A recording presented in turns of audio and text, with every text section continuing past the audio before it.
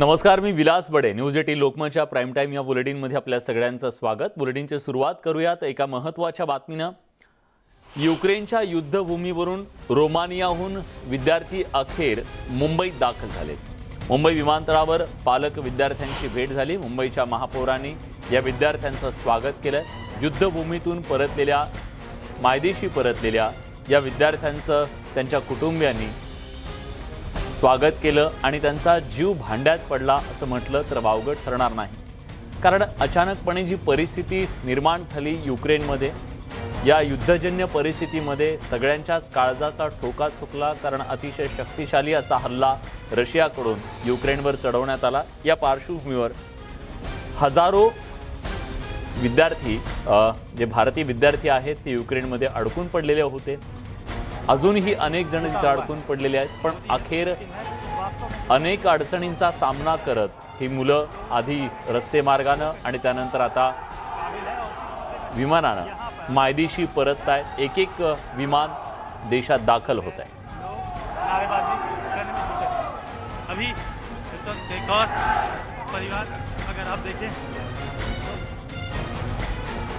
या सगळ्यांच्या भावना सुद्धा आपण जाणून घेणार आहोत की जेव्हा मुंबई विमानतळावर हे सगळेजण पोहोचले तेव्हा स्वाभाविकपणे आपल्या मायदेशी पाऊल ठेवल्यानंतर सगळ्यांच्या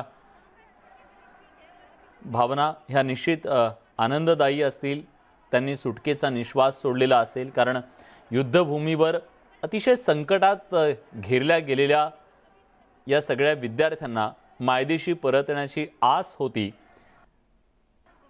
अजूनही हजारो विद्यार्थी असे आहेत ज्यांच्यापर्यंत मदत पोहोचलेली नाहीये.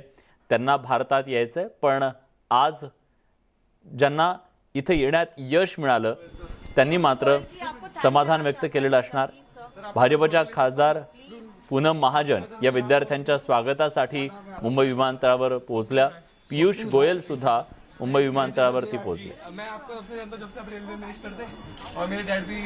दरम्यान भाजप आणि राष्ट्रवादीचे कार्यकर्ते आक्रमक झाल्याचे दिसले. मुंबई विमानतळाच्या बाहेर घोषणाबाजी करण्यात आली. दोन्ही पक्षाचे कार्यकर्ते समोरासमोर आल्याचं दिसलं. बिल्कुल थी और जरा भी दिक्कत नहीं हुई. और विद्यार्थी जे आहेत ते भारतामध्ये परत आहेत आणि आपण बघू शकतो या ठिकाणी भाजपचं आणि राष्ट्रवादीचं शक्ती प्रदर्शन जे आहे ते सुरू झालेलं आहे. एकीकडे राष्ट्रवादीचे कार्यकर्ते आहेत तर दुसरीकडे भाजपचे कार्यकर्ते आहेत आणि हे भाजपचे कार्यकर्ते मोठी घोषणाबाजी जे आहे ते करताना आपल्याला पाहायला मिळत आहेत. खरं तर युक्रेनमध्ये युद्धस्थिती आहे आणि याच पार्श्वभूमीवर या विद्यार्थ्यांना भारतात आणण्यात आलेला आहे. खरं तर वेगवेगळ्या राज्यातील विद्यार्थी मुंबई विमानतळावरती आलेले आहेत की त्यातच अशा पद्धतीनं शक्ती प्रदर्शन जे आहे ते राष्ट्रवादी आणि भाजपकडनं सुरू झालेलं आहे. विमानतळावरती दोन्ही बाजूनं घोषणा ज्या आहेत त्या दिल्या जात आहेत. Video journalist Sandeep मोरेसह Vishal Patil, news 18 Lokmat, Mumbai. बाजूला वा. Sorry? Which course you are pursuing? Medical course. Medical. When did you go from here, from India? We went in June last year. Okay, okay. So when you got to know हालात किस तरह की बने हैं और परिस्थिति क्या है? Who are you pursuing there? Air India was the flight. Sorry? Which course you are pursuing there? Medical course. Medical. When did you go from here, from India? We went in June last year. Okay, okay. So when you got to know हालात किस तरह की बने हैं और परिस्थितियाँ क्या है? Sir, we were in extreme western part, so there was no such situations or worsening situation. But in Kharkiv, Kyiv, there are and Odessa, nearby seas and nearby borders of Russia, there is situation is very worse. And students are living underground in bunkers area, and they are not. They are very scared of everything, and they need to be rescued soon. So I wish Indian government help them also as they helped us. Thank you. So the war-like situation was created.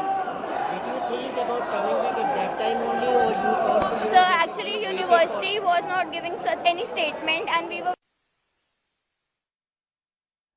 मायदेशी परतलेल्या या विद्यार्थ्यांच्या भावना आपण ऐकल्या. वैद्यकीय शिक्षणासाठी गेलेल्या या विद्यार्थ्यांनी अखेर मायदेशी पाऊल ठेवलं आणि त्या सगळ्यांनी सुटकेचा निश्वास सोडला. पण इथं सुद्धा राजकीय नेत्यांनी आपापलं शक्ती प्रदर्शन करण्याचा प्रयत्न केला. आपापल्या राजकीय भूमिका तिथं सुद्धा मांडण्याचा प्रयत्न केला आणि म्हणूनच भाजप आणि राष्ट्रवादीचे कार्यकर्ते आमने सामने आले. मुंबईच्या महापौर इथं पोहोचलेले आहेत. भाजपच्या खासदार नेते तिथं पोहोचलेले आहेत आणि या सगळ्या विद्यार्थ्यांचं स्वागत केलं जातंय. अतिशय संकटामध्ये सापडलेल्या या विद्यार्थ्यांना अखेर मायदेशी आणण्यामध्ये यश आलेलं आहे. पण अजूनही मोठ्या संख्येनं विद्यार्थी युक्रेनमध्ये अडकून पडलेले आहेत. युद्धजन्य परिस्थिती गेल्या 3 दिवसांपासून युक्रेनमध्ये आहे. रशियानं हल्ला चढवल्यानंतर अनेक शहरांमध्ये आणीबाणीची परिस्थिती निर्माण झाली आहे आणि अशा वेळी युक्रेनमधले जे एअरपोर्ट्स आहेत ते एअरपोर्ट्स बंद करण्यात आलेले आहेत. अनेक एअरपोर्ट्सवर बॉम्ब वर्षाव झाला, त्याच्यामुळे ते एअरपोर्ट्स बंद करण्यात आलेले आहेत. प्रधानमंत्री नरेंद्र मोदी जी अनेक वाहनांची सुद्धा नासधूस झालेली आहे. मार्शल लॉ लावण्यात आलेला आहे युक्रेनमध्ये. अशा परिस्थितीत या सगळ्या मुलांना जीव मुठीत धरून बाहेर पडावं लागलं आणि आपल्या मायदेशी परतण्यासाठी त्यांनी अनेक शर्थीचे प्रयत्न केले.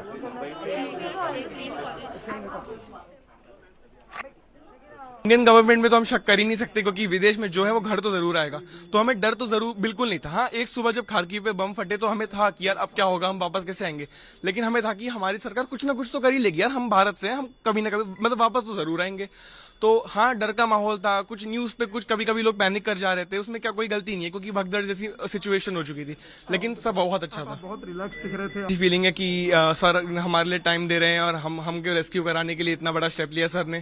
तो मेरे लिए तो बहुत बड़ी बात है ये चीज कि सर आए, हमें रेस्क्यू किया. और हम तो साधारण नागरिक हैं. अब सर आए, हमको रेस्क्यू किया, बहुत अच्छा लगा. जब से ये क्राइसिस शुरू हुआ, माननीय प्रधानमंत्री नरेंद्र मोदी जी लगातार चिंता में थे कैसे हमारे सब भाई बहन, हमारे बच्चे, हमारे नागरिक सुरक्षित देश में जल्द से जल्द वापस आ सके. हमें निरंतर हमारे फॉरेन मिनिस्टर डॉक्टर जयशंकर संपर्क साधे हुए थे सभी देशों के साथ. रशिया, यूक्रेन और आसपास के सभी देश, सबके साथ उनकी बातचीत चल रही थी और पूरे रूट्स बनाए गए. सभी स्थानों पे हमारे एम्बेसी के ऑफिशियल्स पहुंचे. हेल्पलाइन एकदम एक्टिवली काम करी और संतोष की बात है कि सुरक्षित आज हमारे 219 बच्चे, भाई बहन, साधारणतः सभी स्टूडेंट्स हैं, अधिकांश बेटियां हैं, वो सब सुरक्षित आई हैं. प्रधानमंत्री मोदी जी ने मुझे विशेष मुंबई भेजा कि मैं इनका स्वागत करूं, इनकी देखरेख करूं. जहाँ से हम आए हैं वहीं से हमें वहाँ का हमारे ग्रुप से हम कनेक्टेड थे. सो उन्होंने हमें पल पल मीन्स एवरी टाइम सिचुएशन से वाकिफ रखा था. सो इंडियन एम्बेसी के द्वारा भी हमारा जो भी उनका नोटिस आता था वो हम पे डायरेक्ट पहुंचता था. ज्यादा लाइक इवन हम लोग को हॉस्टल्स के लिए ये बोला गया कि हम लोग को हॉस्टल्स पूरे रूम खाली करने हैं. तो मेरे सारे रूममेट्स इंडिया आ चुके थे.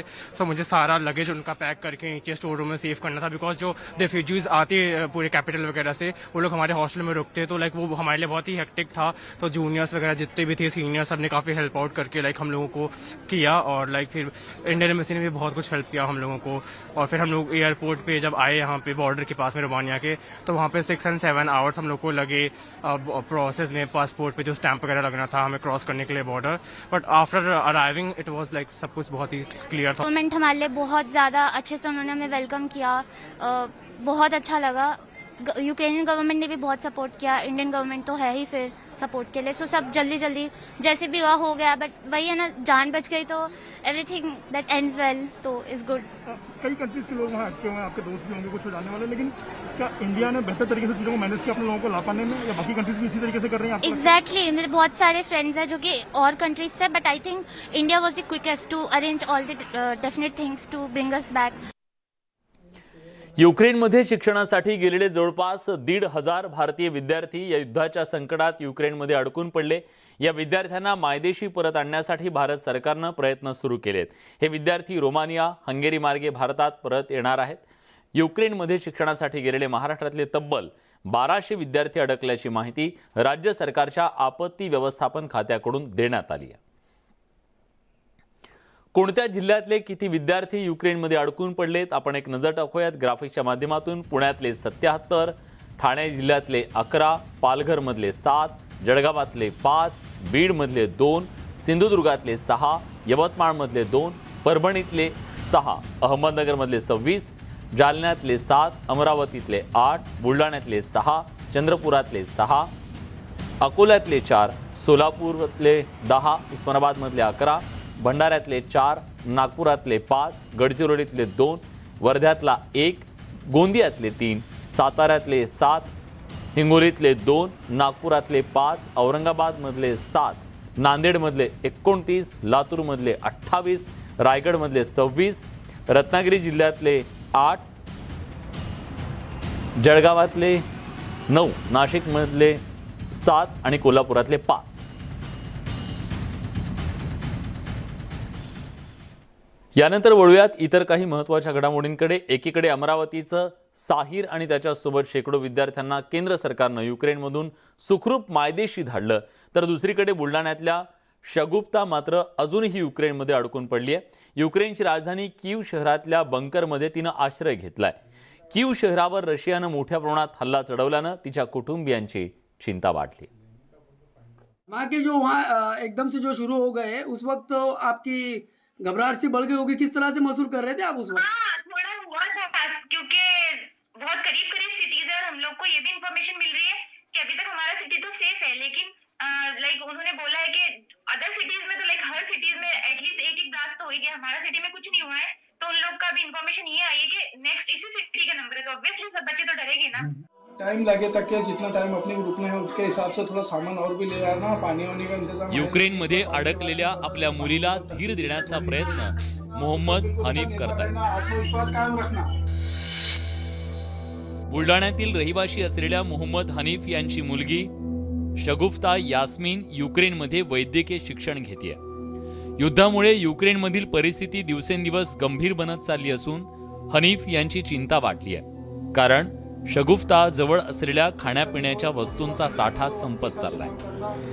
ते येणार होते घरी, त्यांचं तिकीट केलेलं होतं म्हणून त्यांचं किराणा सामान वगैरे सर्व खतम झालेलं होतं.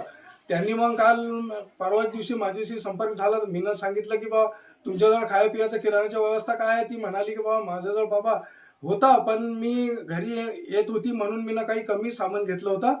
तर म्हटलं 2-4 दिवसासाठी अजून आणून घे. शगुफ्ता ज्या शहरात राहते तिथं परिस्थिती फारशी गंभीर नसली तरी पुढच्या काही तासात काय घडेल याची कुणालाच खात्री देता येत नाही. त्यामुळेच मोहम्मद हनीफ यांच्या जीवाला घोर लागलाय. आज कीवमध्ये झाला, काल खिरोगाडीमध्ये झालं, तर मग आपण काय कराल. त्याच्या अगोदर जर काल काही होत असेल तर चांगला होईल.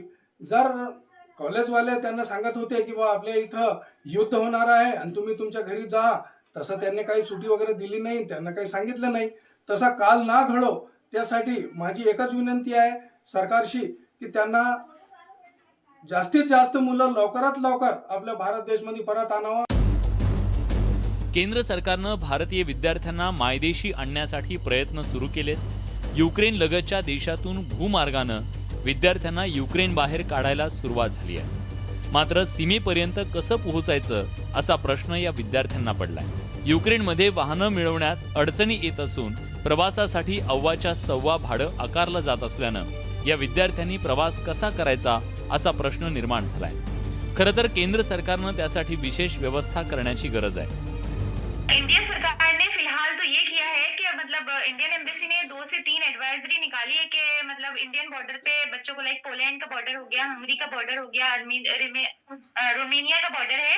सो उन लोग वहाँ पे बोल रहे हैं कि इंडियन आ जाओ और यहाँ से फिर वो फ्लाइट्स वगैरह भेज रहे हैं और वहाँ से बच्चों को रेस्क्यू कर रहे हैं.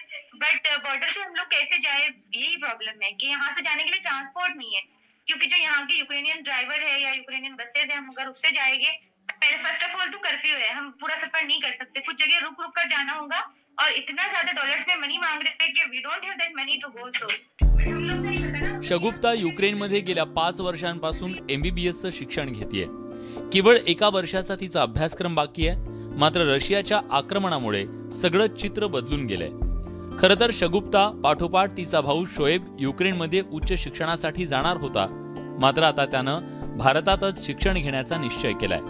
मी पण बघत होतो की मी तिकडे जाऊ, पण आता मला असं मैं घबरा मतलब तिकडे जायला, कारण की आता मन नाही करत तिकडे जायचं. असं वाटत नाही की पुढे काही चांगलं होईल, म्हणून मी भारतातच प्रयत्न करेल.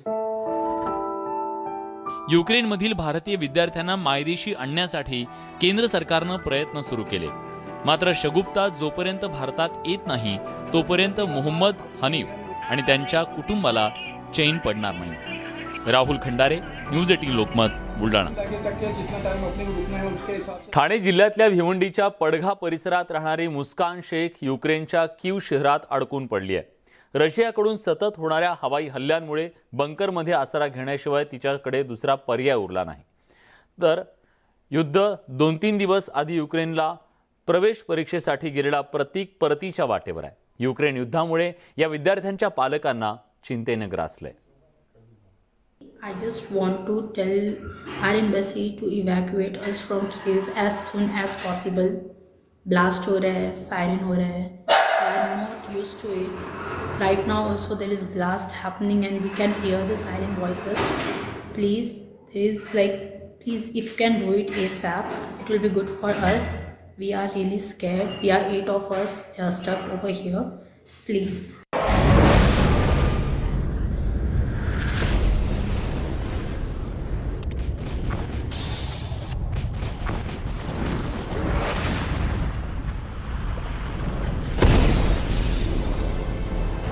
भिवंडीच्या पडघा परिसरातील रहिवाशी असलेली मुस्कान शेख युक्रेनची राजधानी कीव शहरात अडकून पडली आहे. रशियानं कीव शहरावर मोठ्या प्रमाणात हल्ला केल्यानं मुस्कानला आपल्या इमारतीच्या बंकर्समध्ये आश्रय घ्यावा लागला.